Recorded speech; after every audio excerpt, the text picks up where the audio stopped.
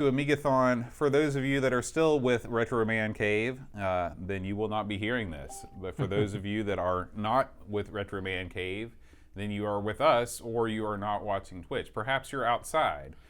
What a strange line of dialogue that was, Boat. Where else could they be? And perhaps you're at the doctor. In space. In space. I have many windows open. I saw that, Bud. I was going to ask you what was going on there. Things have gotten a little out of control. You've got 6 monitors, each with 30 windows. You're unzipping crap left and right. We definitely need, this is the one that we don't need. We get rid of that. Yeah. We don't need that one. No, we need this. This is just in case things go really wrong. What could possibly go wrong? This is the Pixels at Dawn hotline. Is it? All right, so put that over there. I need one of those for my daily life. I call upon them for many things.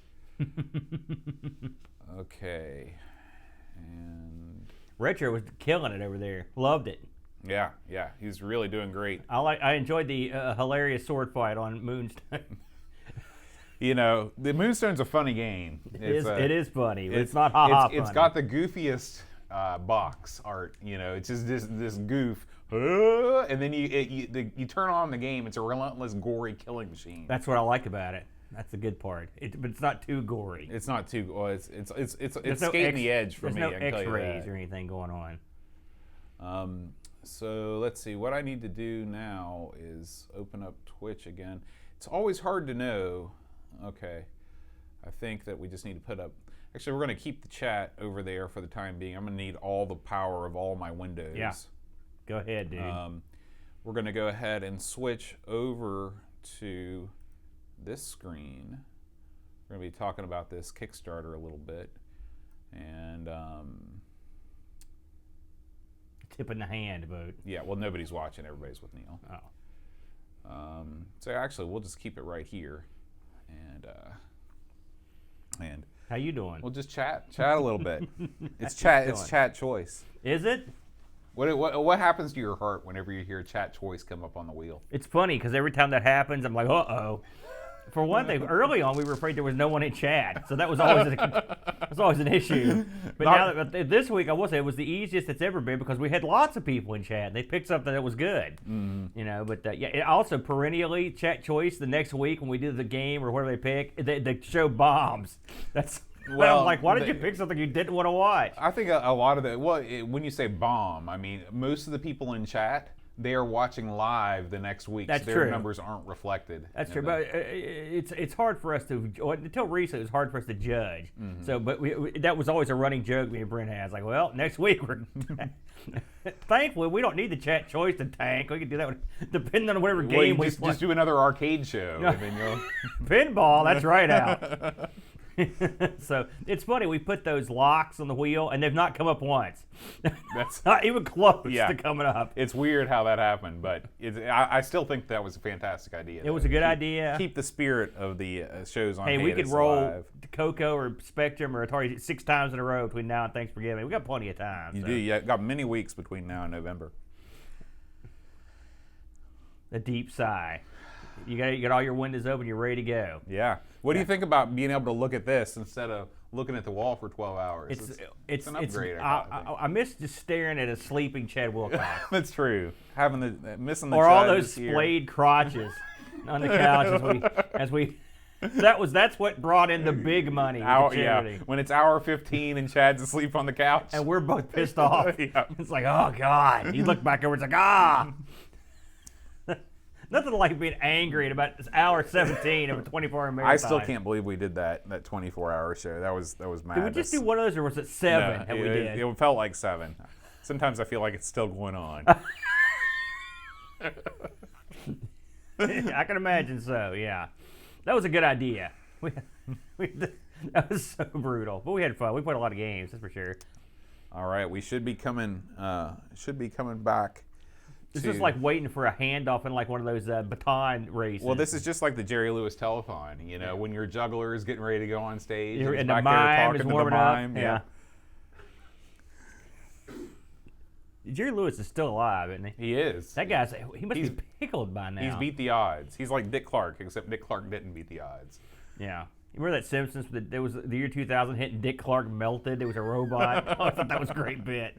That's about right. Hey, he was around for a while. Think about how old those bandstands were, and he wasn't. He wasn't a teenager when those were on. Right. He seemed about the same age. That show sucked. No offense to Roy Clark. I mean, it was. It was our version of Top of the Pops, you know. Was it? Was it there? Yeah. Was theirs that? Well, I've seen some of those. They're pretty bad too. Yeah. I hate the cheesy faux play. Yeah, it's just like Top of the Pops. Whatever the flavor of the month is, bring them out here. Mm-hmm. Although it has a good beat, I can dance to it. American Banter was the very first time I ever saw ABBA. So that's one episode I do remember distinctly. It's like, oh yeah. You know, but yeah, if you're not playing your instruments on stage, that's pretty much gone away, hasn't it? They don't do that anymore, do they? I don't think, you know, with these days, with things being better than they were. Let's see if what message this is coming through here.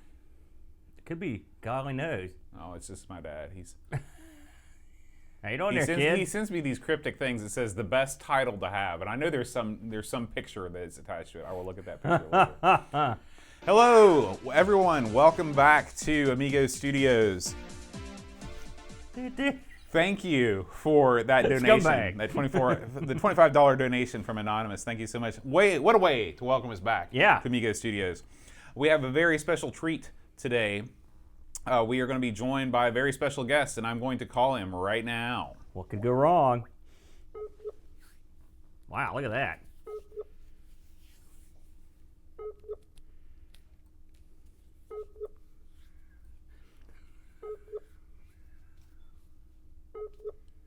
All right. Well, we attempted to call David Pleasance to have him talk about his Kickstarter, but he is unavailable. Mr. Pleasance is a busy man. He is a very busy man. He's got stuff going on all over the place. He's probably at some convention somewhere. He might be. And so instead, why don't we just take a second to talk about this Kickstarter? And the reason why we're talking about it is because, one, I think it is worthwhile, but two, Mr. Pleasance is giving away some goodies for our Amiga Live portion of the show next time, here in a couple hours. So let's talk about Vultures to Vampires, Commodore Amiga, Aaron. Yeah, good name, by the way. Very good name. This is a gripping tale of success over severe adversity.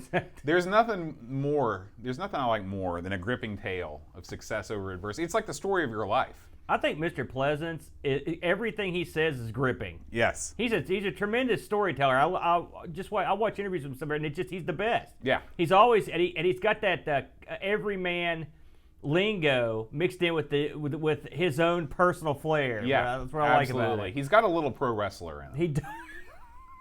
Hand of God. So anyway, this is his new book, Vultures, From Vultures to Vampires. He wrote this with Trevor Dickinson. Trevor is another colorful character responsible for all the new Amigas. His cohort, his partner in crime. Those guys they're joined at the hip. That's right. Yeah. And this Kickstarter has been fully funded. $44,000 raised for the $31,000 goal. Oh, and here he is. Here he is, the man himself. Hello, David. Hello. Hello, David. How are you? Can you hear me? Oh, there you are. Yes, I can hear you, and You're gonna see something a little bit strange because of the way that we have you on the stream. So you can see us in a really tiny corner of the screen, most likely. Okay. So, anyway, we were just talking about your Kickstarter. I'm gonna pop you up on the screen real quick. So, do you want to tell us a little bit about this new project that you and Trevor are working on? Absolutely, it's a pleasure to do so. And hello and welcome to the audience. You're working on a great cause, and thank you very much for your participation. Yeah, how this all came about actually is that anybody who knows me, and I'm reasonably well known within the community, they know that I spent 12.5 years with Commodore all over the world, and then after Commodore went bankrupt, I literally got right out of the industry, right under the radar on purpose.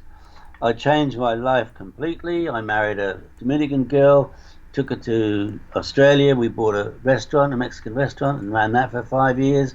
And I was completely away from the whole of the industry for 25 years. Then I got a call, an email to inviting me to be a speaker at the Amiga 30 event in Amsterdam in 2015, which I was thrilled to accept. But I have to be honest with you, I got on stage, I can't even remember a word that I said. It was very strange, it was. But what was most strange was that when I walked into that room, I was approached by so many people, one after another, saying, "David, can we have your autograph, please?" And I felt like some kind of a rock star, which I didn't know anything about. It was completely new to me. And it just seems that in my absence, there was a lot of things that's been said about what we did when we were at Commodore. And I think, we did a pretty damn good job. But anyway, cut a long story short, after being back in the industry for a little while, everybody kept on saying to me, "David, you got such great stories, why don't you write a book?" And in the end, I accepted that it seemed like that would be a good idea. So I wrote my first book, which was Commodore: The Inside Story. And for the very first time, we told the whole truth about how the company was mismanaged, really from being $1 billion company into bankruptcy. When I finished my part of the book and read it back, I wasn't at all happy. And the reason being that it was more like a story about David Pleasance than it was about Commodore. And in a way, I guess that was inevitable because all of the stories were from my eyes and my ears. But I wanted it to be a bit more broad than that. So I contacted lots of other people who also worked at Commodore and got them all to write a chapter from their perspective about how things were. So it was a very, very real and true story from inside Commodore, but with a much broader perspective than just mine. And clearly it was successful because, I've sold out of books. Well, I say sold out, I think I've got 120 books or something left from after 2 print runs. So anyway, having that being so successful and everybody loving the book, apparently, I thought, well, that's me done. But since I couldn't think of any. I mean, I said I was out of the industry for all those years. But what's happened is that, I've been going around to all of the events. I love going to these events and I love meeting all of the community because I've always said to myself that without the community, I wouldn't have had a job. So, I really love to meet the people that were the people who bought the products and the people who've kept it all going. And as a result of that, over the last 4 or 5 years, I've been being told of all the things that have happened, or many of the things that have happened since Commodore went bankrupt and I got out of the industry. So it seems to me that there is a fantastic story that needed to be told about how Commodore's assets were preyed upon, in some cases, like vultures. Some people wanted to buy trademarks or logos or IPs just so they could make some money out of it, a quick buck. Whereas others were most definitely wanting to invest and put money into the things. But the facts are that for a very, very long time, if you were a developer, you were nervous to do anything because if you put anything with a logo on and you suddenly get a cease and desist order come through the mail, or you get threatened with court cases, and there have been many, many court cases, some of which are still current. That's the truth. Yeah. Some are still current. So I decided I'd write a story about that. And then what happened is, in order for me to get the material that I need, I started contacting all the people that were involved, as many as I could reach, in any of these sort of instances, and asking them if they would let me interview them, and possibly even film them about what happened and so on and so forth. And I can honestly say that I've contacted most of the people, and not one of them has said no, which is quite interesting. Mm-hmm. But then, of course, one of those people was Trevor Dickinson, because he has on technologies and he's been through all sorts of things. So when he responded back to me, he said, "David, I'd love to do it. It's a really good idea." He said, "But as a matter of fact," he said, "I've got masses and masses of information that I recorded as every event happened, and I've recorded it, not vocally recorded it, but written it down. And he said, I was thinking of publishing that, but I think it'd be a much better idea. How about we co-author?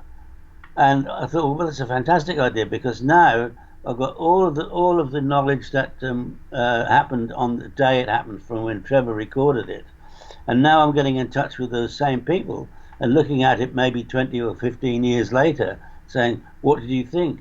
So we've got two perspectives, the old times and the current position. So it should make a very, very interesting read. But what came from all of this, of course, was the fact that in spite of all of that, those terrible times, there have been some of the most incredible technology developed. Certainly some of the stuff that I've seen, best I've seen since Commodore. And this book will not only, go through all of the negatives and evaluate what happened and why, but also applaud the positives. And obviously, the story ends up with the technology that we've got today, and how fantastic that is. So I came up with the name of the book, which is Vultures to Vampires, which is a fantastic title. Yeah, it is. And we were just talking about that. We love that. Yeah. Even though I say so myself, I fell off my chair when I came up with it. And of course, then I got in touch with the Apollo guys, who of course loved it. Why wouldn't they? And so, even though, I mean, in a way, it does feature the vampire because of the name of the book, but all the other technologies that have been released as well will all be featured too. So nobody's going to get left out. And I managed to get the vampire guys to donate the Vampire 4 standalone as a prize to somebody who backs the project. All the names go into a hat, and we'll draw a name out, and somebody's going to win one. So that.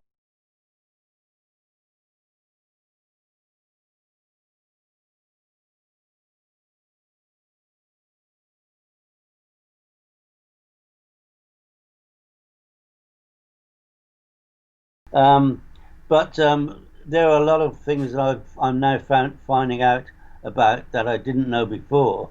And no, I'm not going to give too much away, but it is absolutely amazing that the number of people that were involved, the number of companies that were involved.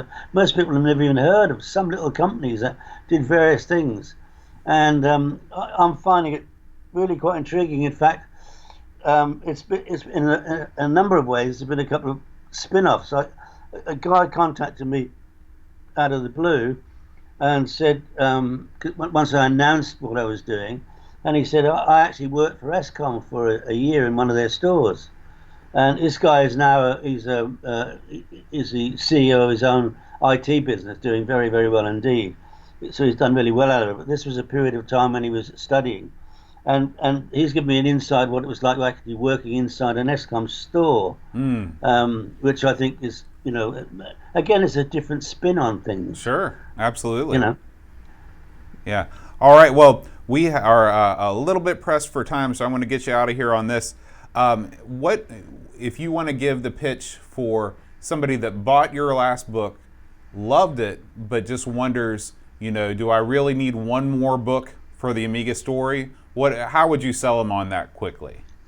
Well, it's very easy, really, because my first book covered the period that from 1983, around about the time when Jack Tramiel left Commodore, because I only met him for about 2 minutes once. Very shortly after I joined, he left. Maybe I said something wrong, I don't know. So my first book covers that whole period right up until Commodore's demise and into the courtroom. And because I was actually in that courtroom on the day that the assets were sold. So that was where I pick up the new book from. And this is about all the 25 years, all the things that have happened since. And if you love a Commodore and Amiga like this community seems to do, then you're going to love this book because it's the rest of the story. So it's like having a twin brother, I guess. Yeah. The first book was one of the twins, and here comes the second one. This is the Amiga book with a happy ending. That's right. That's right. Well, yeah, absolutely. It's been astonishing, really, when you think about it. The technology that's been developed and is still coming out is phenomenal, absolutely phenomenal. All right, David. Well, thank you so much for taking a couple minutes out of your busy schedule to chat with us. Congratulations on the Kickstarter meeting its goal, and everybody out there that's in the chat right now. If you are here in the chat, check this thing out because this is going to be right up your alley. Thank you, David. Just one other thing is that we've actually reached the stretch goal. We had a stretch goal which was 35,000. We've reached that earlier today. Oh, great. And that means that everybody who backs it, no matter what level they back it at, is now going to get never before released Viva Amiga extended version, which has another hour and 20 minutes of interviews and things that was not on the first one. Wow. So it's a hell of a deal. Yeah. Now's the time to get go in and pledge. You've only got a book's 30 quid. Yeah. Buy the book and you're getting this video for free. Right. And there's some of the other better deals. At £40, you get a much better deal anyway. But now's the time to back it. But it closes tomorrow, Sunday at 9 o'clock UK time. So get in now. All right. There you go. Thank you so much, David. Have a good afternoon. Thank you, Mr. Pleasance. Thank you, gentlemen. Appreciate it. Bye. Awesome. All right. Wow, that's a whole other film. Yeah. So Wow. again, thank you to Dave for taking some time to talk to us. And now we are going to move right along into the Amiga mod competition. Oh, man. Here This is we the go. D-Paint competition and the mod competition. The double. The double. All right. I'll get this out of the way. I don't even know why I have this extra screen. I don't really know what I'm doing here. All right.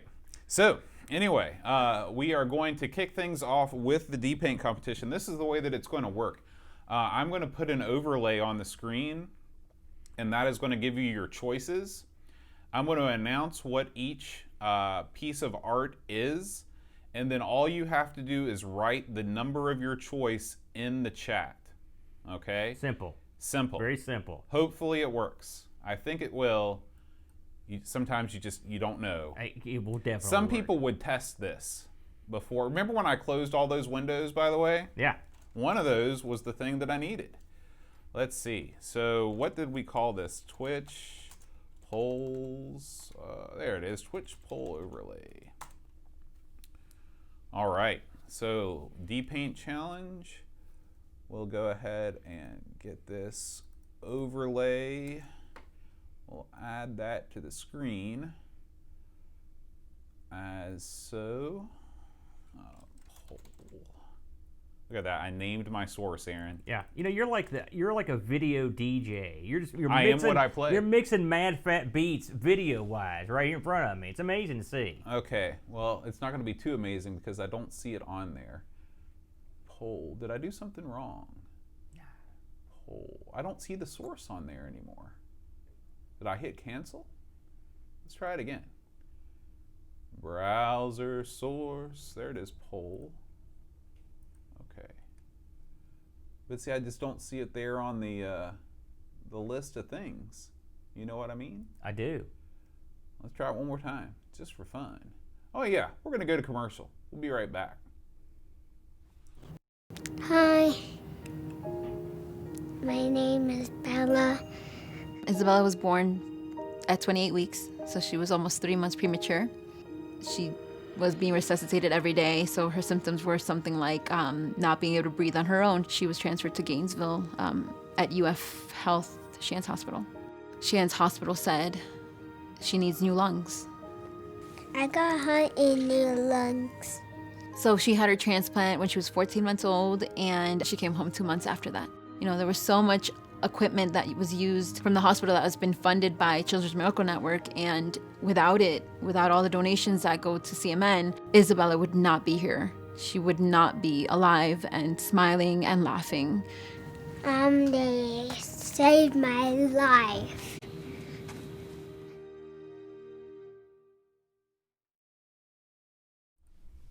And we're back. Again, folks, we